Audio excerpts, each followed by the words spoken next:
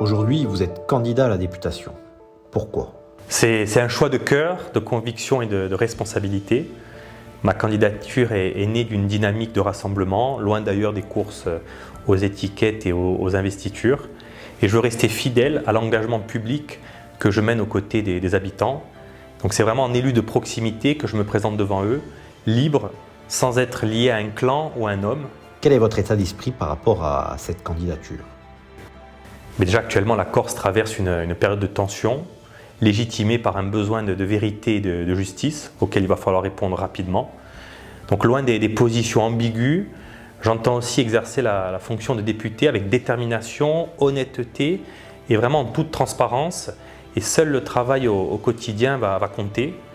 Et donc le dialogue qui s'ouvre avec l'État ne peut être un alibi. La méthode doit vraiment changer radicalement.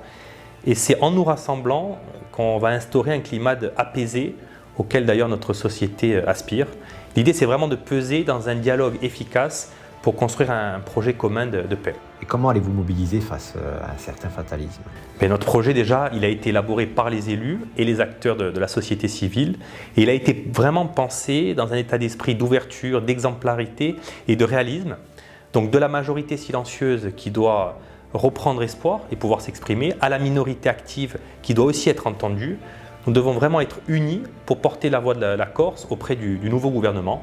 Et c'est l'engagement que je prends dans cette candidature. Donc l'objectif, c'est d'être le député de tous. Manifester, c'est bien, revendiquer, c'est bien aussi, mais à la fin, il faut trancher. C'est pour cela qu'on a créé les conditions du rassemblement dès le premier tour. Donc maintenant, au boulot.